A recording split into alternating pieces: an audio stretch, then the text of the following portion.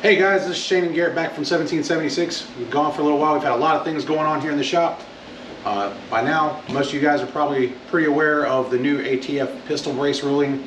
None of us are happy about it. We didn't make the rules. I like to tell people in classes that they don't ask us about the laws. If that was the case, our laws would be a lot better, and we have no doubt that this is going to get overturned in the long run. But until then, what does all this mean for you? So me and Garrett are here today to help talk you through what all this means. So we have sat through quite a few ATF training exercises, fielded a lot of different questions from multiple FFLs.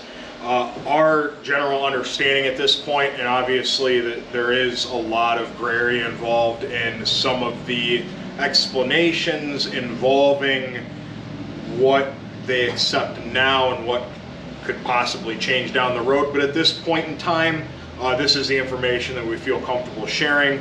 So we have a few different things here we're going to talk about. Now, first and foremost, the premise of this, in the simplest terms that we can describe, is all current standing pistol brace designs are now reclassified as stocks. They're not illegal. You can still possess them, but they are stocks. You can put them on a legal rifle. You can put them on your pistol as long as you go through the Form 1 process and manufacture it into an SBR. If you do not have a legal rifle and you do not do the Form 1, you no longer can have the pistol brace on your firearm. Further note to that, there is something called constructive intent that was talked about a lot with these specific items. Now let's say I have a bunch of rifles in my safe, right? And I have my AR pistol, I took my brace off and it's sitting in my safe. Reasonably, I could use that on one of my rifles. That's reasonable use. I can, possess that in that same area because I could use it on my rifle. Now here's the problem. Constructive intent is if I have my pistol in my safe and I have my brace or stock or anything other, being a stock in that same safe, and I don't have any other reasonable use for it. That is now constructive intent. If you do not have any other reason for that brace to be there, if you do not intend on doing the Form 1, destroy it. I'm being honest. Again, we don't like the rules. We just have to follow them. You're not looking at a slap on the wrist with this. This is the ATF, the NFA. It's the same penalty as if you, illegally purchased a firearm. Just play by the rules for now. Again, we're hopeful. It's not a matter of if, it's when this is going to get overturned. But play by the rules for now. Don't get in trouble just because we disagree with the laws right now. Doesn't mean it's worth risking that. Is with anything Second Amendment related, call your Congress people, email them, talk to your local constituents. These are people we voted for. They serve us. But unless you talk to them and you tell them things that you disagree upon, nothing's going to change. Get out there. Talk to these politicians. That's the only way these things are going to get fixed. Absolutely. Hands down, if there's ever a time to talk to your politicians, now's the time. FRAC, the Firearms Policy Coalition, Gun Owners America with GOA, all of them instantly dropped lawsuits against this, but it's going to take time, guys. Effectively, January 31st, all of this new ATF regulation went into effect. If you didn't legally own your ATF pistol or your AR pistol or pistol braced item prior to that date, you can now no longer purchase those items. A lot of things changed with that. So the 120-day clock started on January 31st, means you have until May 31st to get into the new ATF compliance with this rule. So just make sure that if you're trying to stay in compliance, make sure you're doing that process. If you need help with walking through the Form 1 process, we're here at the shop. We'll be able to do that for you. We've been doing NFA stuff for a little while now, so that's something we were always doing, but it will help you out in the future getting this done. Now to talk about some of the classifications, we have a couple of different designs laid out here for you. So we have some popular ones like the Draco pistol, the Strybog SP9A1. Both of these are still legally classified as pistols. You can still come in and buy them like you would any other pistol. What you cannot do is add any other fixture on the back end of either one of these firearms. So, and this was a big talking point with the questions fielded, and the general ruling by these agents is if the extension is not necessary for the cycle of operation, i.e. This gun does not require that Strybog. It is a self-contained recoil assembly. It functions with this flat end plate. Same thing with the Draco. Same thing with MP5s, other common internally mechanism firearms. You cannot have that extension on purely for superficial purposes. They're deeming this as a surface area extension. Obviously, the AR-15, AR-10 platform, or any other firearm that requires that extension for the cycle of operation, you can have it on. Obviously, you can't not have it on because it won't function. They did not say that you had to use a pistol buffer tube. They said the carbine buffer tube, for now, again, for now, is fine. Just wait a week. Just wait a week. So anything that you own, if you have a Strybog and you had a buffer tube adapter on it, to be compliant with this new rule, you can't just pop your brace off. You have to take that whole assembly off and put the factory end cap back on. If you had a Draco pistol with your blade brace that came underneath of it, just pop it off. Let's see, one of the other things that they've talked about is no, you don't have to change from a regular carbine buffer tube to a pistol tube. But the other thing is there's a lot of misconception out there.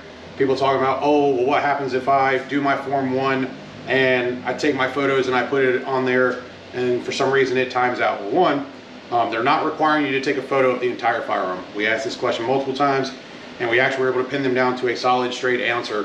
All they want is a photo of the manufacturer and the serial number, and that is also not required. Not required. So it is only recommended. So if you choose not to put your photos on there, that is perfectly okay. They have no reason to know that information anyway. They don't need a photo of your firearm. If for some reason you decide to take a photo of the whole firearm, this is how it should look in your photo. Anything else, and they will get you in the long run. The other one we've talked about a lot is you've heard a lot about is the 88-day rule. Be honest, guys, the ATF was really cognizant of the fact that they didn't want to answer that question directly. The answer we did get is that the 88-day rule is going to be affected just the same way as suppressors. Suppressors are taking anywhere from 6 months to a year to come back right now. Obviously, that's longer than the 88 days. These Form 1s are going to be the exact same thing. Once your Form 1 paperwork is in, you are considered to be within compliance. As long as you do it within that 120-day grace period and you owned the firearm prior to the effective date of the ban. So make sure that if you are going to do it, you do that paperwork. Once you have it submitted, just like any other Form 1 item, keep it with you. So to do your Form 1, the ATF is okay with you doing paper copies. They would prefer you to do the e-filing. You're still going to have to do your fingerprints. You're still going to have a photograph of yourself, all that fun stuff, just like any other NFA item. I said before, if you guys need help with that, come by the shop. We'll get you squared away on that.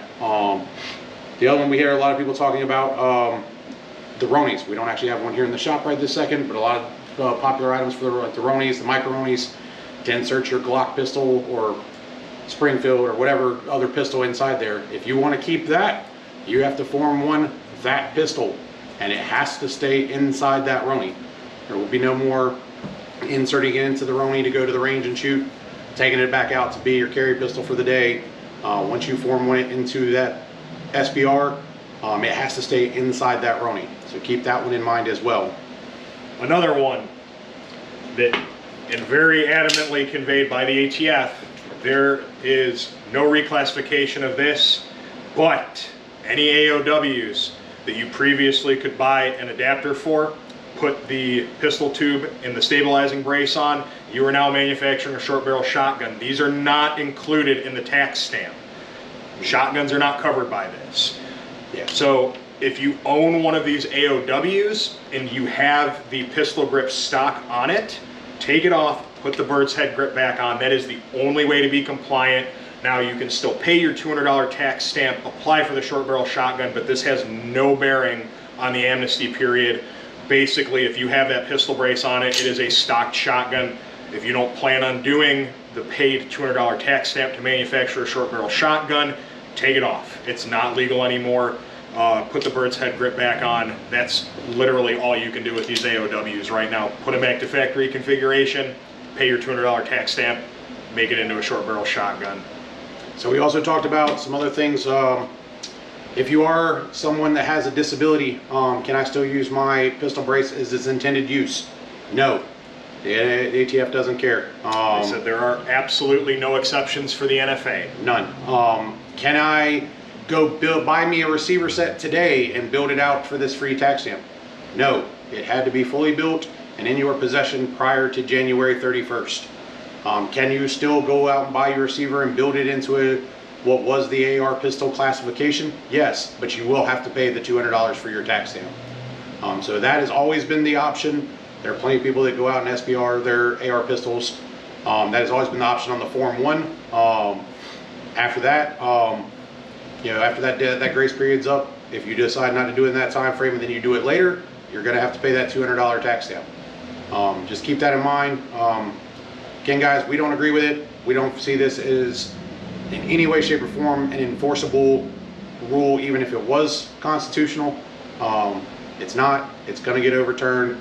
Companies like Gun Owners America, Firearms Policy Coalition, these guys are going to get into the ATF's behind on this one. And if the bump stocks are going to get overturned, this is going to get overturned. It's just going to be a matter of time and waiting game. So make sure that you are reaching out to those representatives. Let them know how you feel about this, that this is unconstitutional. The ATF has once again overstepped its bounds, and we need them to get them back under control because they work for us, not the other way around. If you got any other questions for us, feel free to leave some comments below. Stop by the shop, hit us up on Facebook, all our other social media. Stop by the shop, come see us. We're here all the time. If you like this video, guys, make sure you hit that bell below, like and subscribe to our future videos. We're going to be putting out some more content again soon. Until then, guys, stay safe, stay armed, and we'll look forward to seeing you guys in the next video.